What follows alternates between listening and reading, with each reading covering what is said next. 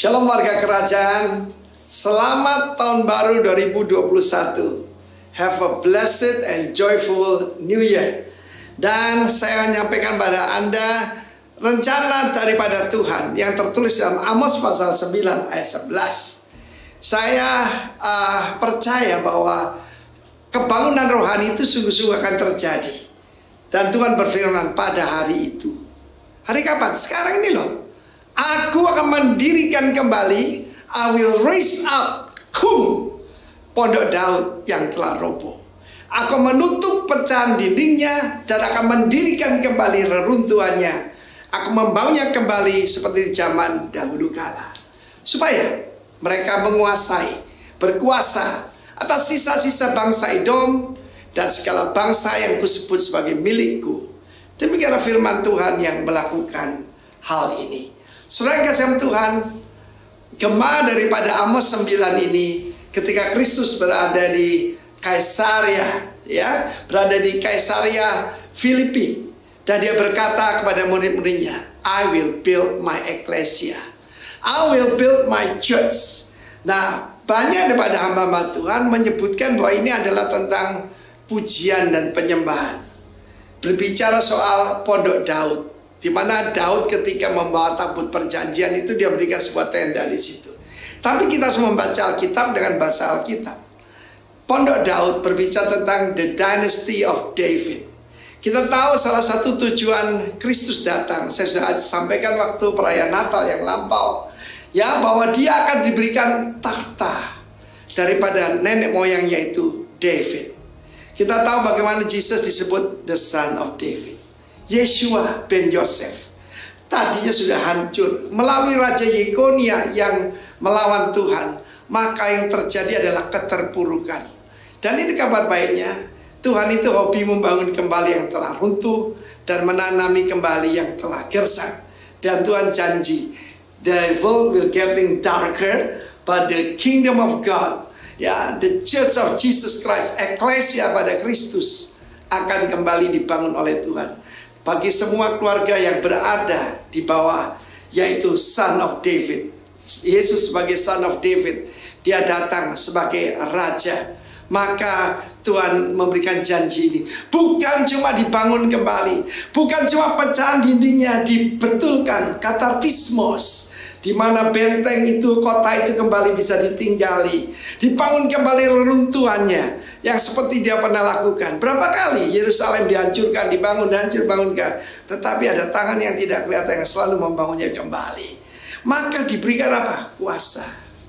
Tidak ada, saudaraku, Tuhan seperti dia yang memberikan kembali kuasa itu. Kuasa kerajaan, dominion. Tuhan Yesus berkata, I came, anak manusia datang untuk yaitu mencari dan menyelamatkan yang sudah hilang. Yang sudah hilang ini bukan jiwa, tetapi kuasa kerajaan. Bagaimana dikembalikan itu kepada anak Abraham, yaitu Sakeus pada saat itu. Dia adalah seperti benteng yang telah roboh, moralnya hancur. Tapi Yesus berkata keselamatan sudah tiba atas Sakeus dan keluarganya. Dan dia dibangun kembali dan kembali punya dominion. Dia bisa memberikan yaitu kepada orang miskin separuh pada hartanya. Dan juga hidup dalam kebenaran. Orang yang kuperas kembalikan 4 kali lipat. Saudaraku, itu bisa terjadi dalam kehidupan kita. Dan 2021 adalah tahun reproduction. Di mana yang telah mandul, yang telah hancur, dibangun dan berbuah kembali. Tuhan memberkati, Tuhan membangun Anda kembali. Dan juga Tuhan menyembuhkan segala luka-luka. Dan satu lagi, you will have dominion atas segala tantangan dalam kehidupanmu. God bless you warga kerajaan.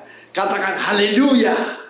Shalom saudara-saudara yang dikasihi dalam Tuhan kita Yesus Kristus. Tanpa terasa kita masuk di minggu yang pertama di tahun 2021.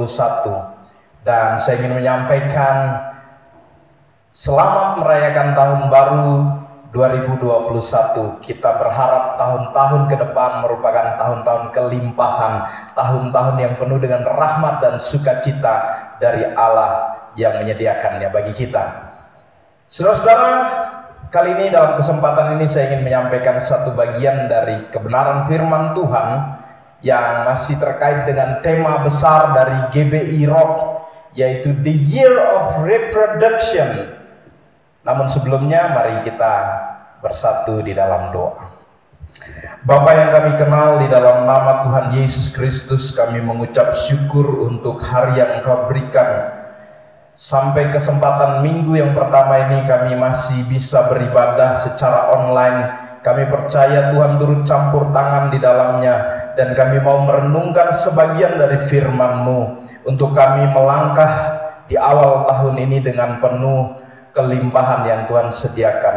Berkati kebenaran firman Tuhan ini, biar Tuhan yang semakin dipermuliakan dari pewartaan ini, dan biarlah kami semakin berkurang di dalamnya. Demi Kristus Yesus kami berdoa dan mengucap syukur. Haleluya. Amin.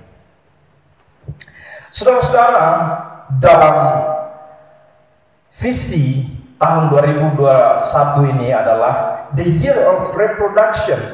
Dan tema yang pertama di bulan Januari ini adalah tema tentang children, tema tentang anak-anak.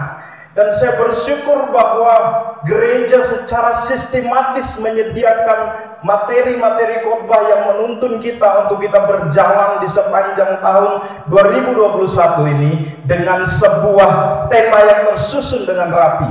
Oleh sebab itu, pagi kesempatan ini kita akan sama-sama membaca satu bagian firman Tuhan yang diambil dari Amsal 22 ayatnya yang ke-6. Berkata begini, didiklah orang muda menurut jalan yang patut baginya, maka pada masa tuanya pun ia tidak akan menyimpang daripada jalan itu. Dalam terjemahan King James Version dikatakan, train up a child in the way he should go, and when he is old, he will not depart from it. Amsal 22 ayat 6 menyampaikan sebuah wejangan hikmat agar sebagai orang tua mendidik anak-anaknya menurut jalan yang patut baginya, yaitu menurut jalan kebenaran firman Tuhan tentunya. Kalau kita ingin menghasilkan kembali, bereproduksi, maka ada satu hal yang penting di awal tahun ini, di bulan Januari ini, yaitu melatih, mendidik anak-anak agar mereka hidup seturut dengan kebenaran firman Tuhan. Saudara, hal ini menjadi penting untuk menghasilkan generasi berikutnya yang memiliki kualitas dan standar iman yang baik di dalam Kristus Yesus. Penting bagi kita, Bapak Ibu Saudara, untuk memasuki tahun yang baru ini. Kenapa diawali dengan memberikan sebuah penekanan kepada anak-anak? Karena mereka merupakan aset ke depan. Mereka merupakan keturunan-keturunan ilahi yang akan menghadapi generasi berikutnya dengan tantangan di zamannya mereka. Sehingga secara sistematis dan konsisten, visi ini mengajarkan kita untuk kita mendidik anak-anak kita. Didik mereka dalam kebenaran firman Tuhan, sehingga mereka dapat hidup, bereproduksi, menghasilkan, mewariskan kualitas keimanan dari generasi sebelumnya. Maka saya ingin menyampaikan dari ayat penuntun tadi, kita akan masuk dalam teks bacaan kita yang diambil dari 2 Raja-Raja 2 ayat 23 sampai dengan ayatnya yang ke-25. Elisa pergi dari sana ke Betel, dan sedang ia mendaki, maka keluarlah anak-anak dari kota itu, lalu mencemooh dia serta berseru kepadanya, naiklah botak, naiklah botak. Lalu berpalinglah ia ke belakang, dan ketika ia melihat mereka, dikutuknyalah mereka demi nama Tuhan. Maka keluarlah 2 ekor beruang dari hutan, lalu mencabik-cabik dari mereka 40 orang anak. Ayat yang ke-25, dari sana pergilah ia ke Gunung Karmel, dan dari sana pula kembalilah ia ke Samaria. Saudara-saudara, dari bacaan kita di 2 Raja-Raja 2 ayat 23 sampai dengan 25 merupakan sebuah kegagalan reproduction dari generasi-generasi sebelumnya. Maka penting bagi kita untuk kita merenungkan bagaimana mendidik anak menuju visi the year of reproduction. Ada beberapa hal yang ingin saya sampaikan dari bacaan kita di 2 Raja-Raja 2 ayat 23 sampai dengan 24. Sebuah proses reproduksi yang berhasil dari Elia kepada Elisa, melanjutkan sebuah tonggak pelayanan dari Elisa kepada Elia. Berhasil. Sebuah proses reproduksi iman dari seorang Elia kepada Elisa. Bahkan ketika Elia akan terangkat ke surga, Elisa datang dan berkata, "Aku ingin melihatmu terangkat ke surga." Sebuah pengalaman kerohanian yang sangat luar biasa.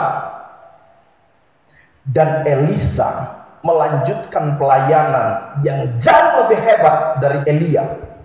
Saudara-saudaraku, sebuah perjalanan keimanan yang diambil dan dilihat, disaksikan oleh penerusnya, generasi berikutnya. Reproduction berhasil terjadi dari Elia kepada Elisa. Namun dalam konteks bacaan kita yang tidak jauh dari peristiwa naiknya Elia ke surga, adalah sebuah kegagalan dari reproduction. Karena mereka tidak mentrain anak-anak. Mereka tidak mendidik anak-anaknya di dalam takut akan Tuhan. Sehingga ketika kita baca dari 2 Raja-Raja 2 ayat 23 sampai 25, kita temukan di sana ada sebuah kegagalan yang terjadi. Nah, mari kita perhatikan kegagalan apa yang terjadi di sana. Yang pertama adalah mereka tidak memiliki rasa hormat. Saudara, hilangnya rasa hormat merupakan sebuah kegagalan dari reproduksi. Kita tidak akan bisa menghasilkan generasi berikutnya dengan kualitas keimanan yang lebih baik lagi ketika mereka mulai hilang rasa hormat. Penting untuk kita garis bawahi dari sebuah pertanyaan ini, bagaimana mendidik anak menuju visi ini, the year of reproduction, yaitu memiliki rasa hormat, respect. Tapi kalau kita baca dalam 2 Raja-Raja 2 ayat 23 sampai 25, hilangnya sebuah rasa hormat, unrespect. Dan ini yang mau kita renungkan. Bagaimana caranya kita mendidik? Yang pertama adalah didiklah anak-anak kita untuk menghormati sesama. Mari saja kita perhatikan dari 2 Raja-Raja 2 ayat 23. Elisa pergi dari sana ke Betel, dan sedang ia mendaki, maka keluarlah anak-anak dari kota itu, lalu mencemooh dia. Saudara-saudara, kalau kita kembali kepada teks bacaan ini, Elisa bukan orang yang tidak dikenal. Kalau kita baca mundur ke pasal sebelumnya, dia melakukan sebuah mujizat yang luar biasa. Elisa selalu pergi bersama-sama dengan Elia kemanapun dia pergi. Mereka kenal siapa Elisa, mereka tahu siapa Elia, seorang nabi yang sangat populer. Tetapi mereka kehilangan sebuah rasa hormat kepada sesama. Saudara-saudara, kalau kita mau melatih anak kita, mendidik anak kita untuk menuju visi ini, maka latihlah mereka untuk mereka memiliki rasa hormat kepada sesama. Hilangnya rasa hormat kepada sesama hari-hari ini begitu mudah sekali. Anak-anak begitu kecanduan dengan gadget, dengan game.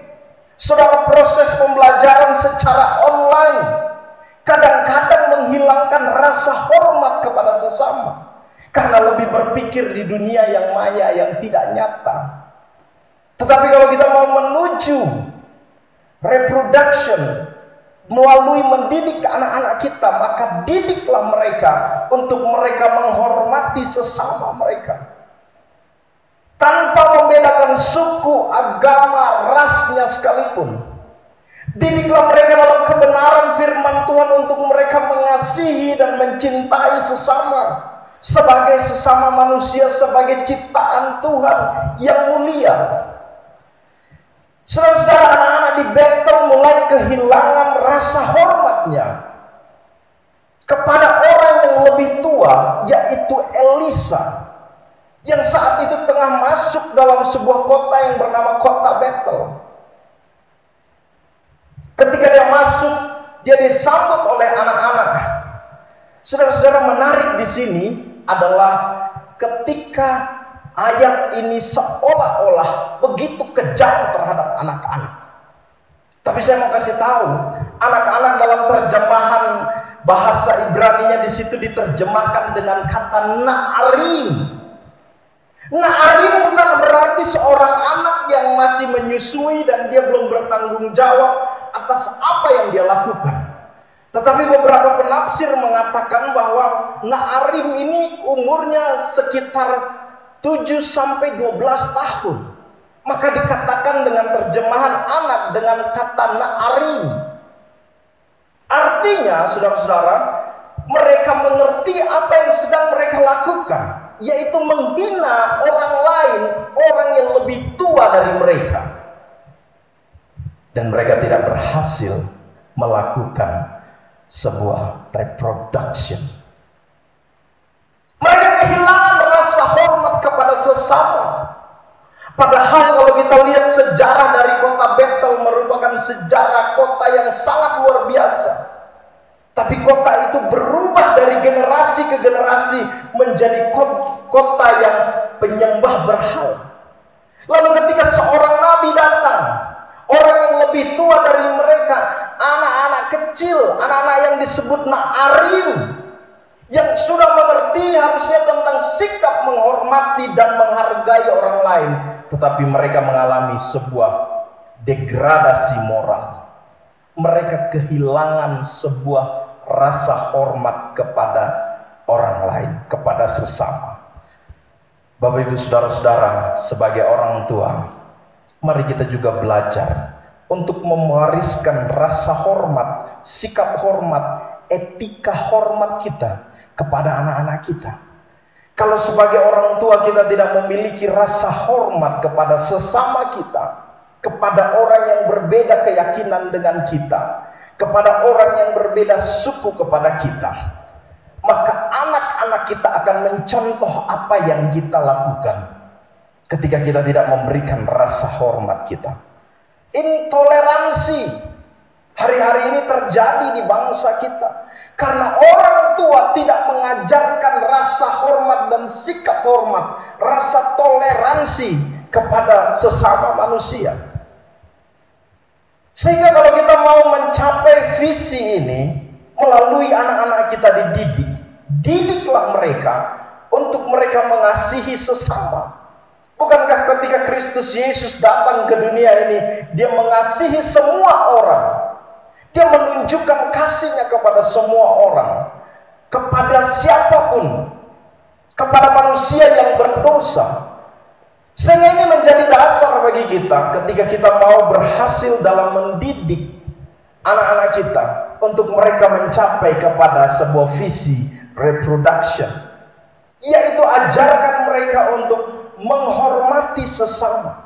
Wariskanlah sikap hormat itu kepada anak-anak muda hari-hari ini. Mari kita bangun rasa hormat kita, respect kita kepada senior-senior kita, kepada orang-orang tua kita, sehingga hidup kita ada di dalam berkat Tuhan, sehingga hidup kita menghasilkan hal-hal yang baru. Kita mengalami sebuah multiplikasi, berbuah karena sebuah etika, sikap dan moralitas yang menghormati sesama kita manusia. Jangan sampai hilang rasa hormat kita kepada sesama kita, walaupun dia berbeda dengan kita. Saudara-saudara, kita kembali ke teks kita. Anak-anak di kota Bethel ini mereka menyambut Elia dan berkata, naiklah botak, naiklah botak. Saudara, pencemooh, menghina. Hari-hari ini mungkin tidak seperti apa yang terjadi di Betel. Orang menyambut di pintu gerbang kota. Tetapi mungkin hari-hari ini pencemooh itu bisa muncul, tampil melalui kemasan yang berbeda. Tidak seperti anak-anak di Betel. Mungkin kita melakukan sebuah pencemooh melalui media sosial. Mungkin melakukan sebuah pencemoohan melalui sesuatu yang mudah dipublikasikan di zaman ini. Tetapi saya mau mengajak setiap kita. Mari kita ajar anak-anak kita untuk mereka memiliki rasa hormat kepada sesama, kepada orang tua, orang muda, berbeda agama, suku, berbeda jenis kelamin, status sosial. Yesus memberikan contoh bagi kita bahwa dia menghormati dan mengasihi sesama kita manusia. Hal yang kedua, bagaimana mendidik anak menuju visi the year of reproduction. Hal yang kedua bukan hanya menghormati sesama, namun dalam bacaan kita kali ini adalah bagaimana kita mengajar anak-anak kita untuk mereka menghormati hamba Tuhan.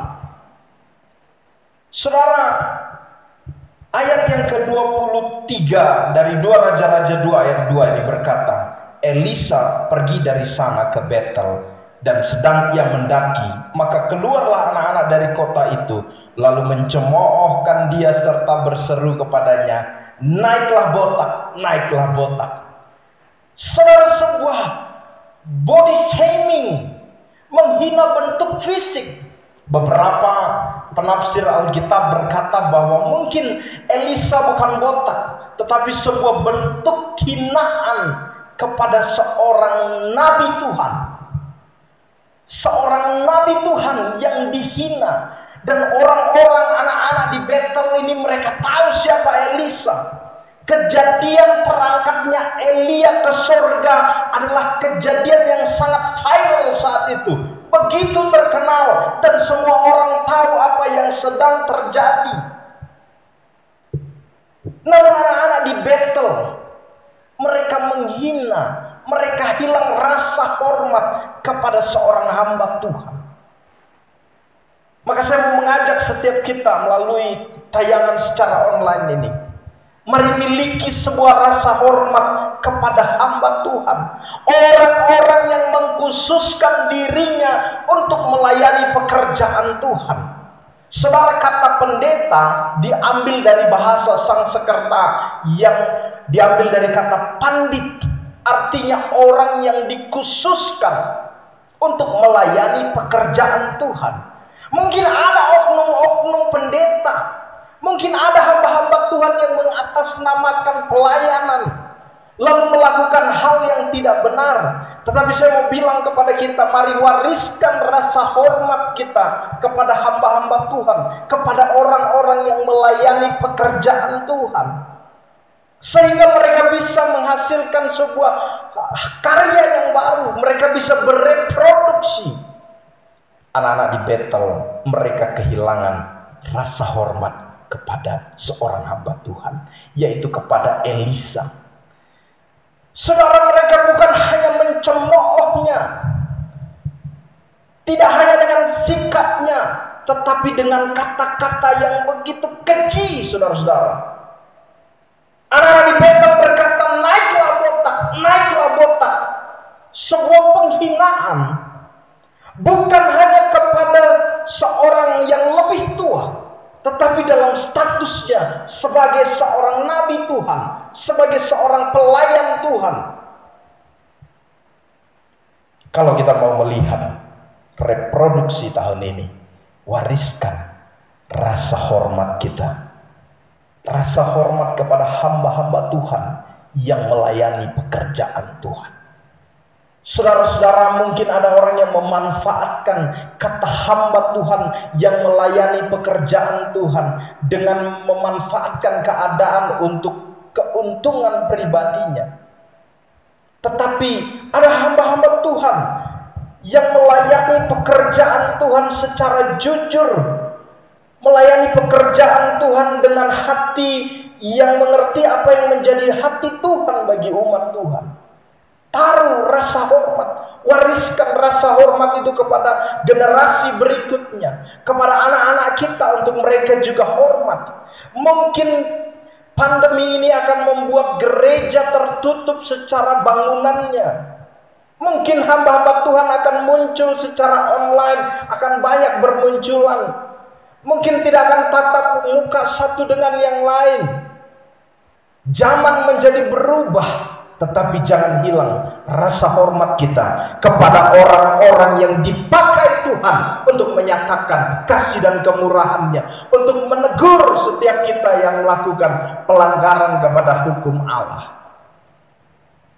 Anak-anak di Betel kehilangan rasa hormatnya kepada seorang nabi Tuhan. Maka hal yang menarik di ayat berikutnya adalah, lalu berpalinglah ia ke belakang, dan ketika ia melihat mereka, dikutuknyalah mereka demi nama Tuhan. Saudara-saudara, Elisa seolah-olah melakukan sebuah tindakan yang keji terhadap anak-anak. Elisa mengutuk demi nama Tuhan. Saudara, apakah ini diperbolehkan, mengutuk demi nama Tuhan? Apakah seorang hamba Tuhan boleh mengeluarkan kata-kata yang mengutuk? Saudara-saudara yang dikasihi dalam Tuhan kita Yesus Kristus, kita pahami konteks dari bacaan kita dari 2 Raja-Raja 2 ini, bahwa ketika Elisa berpaling dan mengutuk anak-anak ini, ada sekitar 42 orang anak banyaknya yang ada di situ. Lalu Elisa berpaling dan mengutuk mereka. Saudara, sebenarnya kata yang lebih pas untuk digunakan di situ, lebih tepatnya adalah Elisa melakukan untuk kehormatan Allah yang memilih dia, menetapkan dia sebagai seorang hamba Allah. Elisa melakukan itu bukan karena sebuah kebenciannya kepada anak-anak di Betel. Tidak, saudara-saudara. Elisa melakukan itu karena dia melakukan untuk kehormatan dan pemilihan Allah atas tugas dan tanggung jawabnya. Elisa sedang mau memperbaiki mentalitas mereka. Dengan berkata seperti itu, dia berpaling dan dia mengutuki 42 orang anak-anak yang di Betel. Saudara-saudara, saya berdoa generasi kita berikutnya, anak-anak kita berikutnya adalah anak-anak yang ada di bawah berkat Tuhan, bukan kutuk. Karena mereka menghormati hamba-hamba Tuhan, karena mereka menghormati orang-orang yang diberikan anugerah dan kemurahan pilihan Allah untuk mereka menyatakan teguran-tegurannya, mengajar, mendidik setiap jemaat Tuhan untuk mereka bertumbuh di dalam kebenaran firman Tuhan. Saudara, jadi hal yang penting untuk kita mengajarkan, mendidik anak-anak kita untuk mereka menghormati hamba Tuhan. Bukan profesinya sebagai pendeta, bukan profesinya sebagai pengerja gereja, tetapi pilihan dan ketetapan Allah, pengurapan dan otoritas yang Tuhan taruh di atas orang-orang yang Tuhan pilih, itu yang harus kita hormati, saudara-saudara. Anak-anak di Betel kehilangan rasa hormat ini kepada hamba Tuhan. Saudara, jangan sampai kita mewariskan regenerasi dengan hal-hal yang penuh dengan kebencian. Mungkin ada oknum hamba Tuhan yang mengaku hamba Tuhan, lalu memanfaatkan keadaan untuk kepentingan pribadinya. Tetapi kita tidak bisa mengeneral semuanya. Lalu kita benci kepada hamba Tuhan tertentu. Saudara, kita tidak akan sampai kepada reproduction, karena kita benci dan tidak menghormati seorang hamba Tuhan. Tapi saya mau katakan bagi kita, melalui tayangan secara online ini, bangun rasa hormat kita. Ajarkan kepada anak-anak kita untuk mereka menghormati hamba-hamba Tuhan, orang-orang yang dipilih dan ditetapkan oleh Tuhan. Kalau ada hamba Tuhan yang melenceng, salah, saudara, itu normal, itu manusiawi. Tetapi menghormati otoritas dan pilihan Allah kepada orang-orang yang diberikan karunia oleh Allah, itu adalah hal yang penting. Itu yang menjadi alasan kenapa Elisa berbalik dan mengutuk 42 anak-anak di Betel ini. Karena mereka kehilangan rasa hormat kepada seorang hamba Tuhan. Hamba Tuhan adalah orang biasa yang mendapatkan anugerah dan pemilihan Allah, dikhususkan hidupnya untuk melayani pekerjaan Tuhan. Yang ketiga, saudara-saudaraku, bagaimana mendidik anak menuju visi the year of reproduction. Yang ketiga adalah menghormati kuasa Allah. Didik anak-anak kita untuk mereka menghormati kuasa Allah, mujizat Allah. Matthew Paul, seorang penafsir, menafsirkan bahwa kata naiklah botak bukan sebuah kata yang secara literal disampaikan, tetapi di sana ada sebuah unsur penghinaan kepada kuasa Allah. Seolah-olah ketika Elia terangkat ke surga, anak-anak di Betel ini mau berkata begini, "Hei Elisa, kenapa kamu nggak naik sekalian ke surga, sama seperti tuanmu, sama seperti gurumu?" Seolah-olah sebuah penghinaan kepada Elisa sebagai hamba Allah. Bukan hanya pribadinya, bukan hanya pemilihannya Allah kepada Elisa, bukan sebagai seorang manusia yang lebih tua, tetapi pada fase ini anak-anak di Betel mereka tidak menghormati kuasa Tuhan.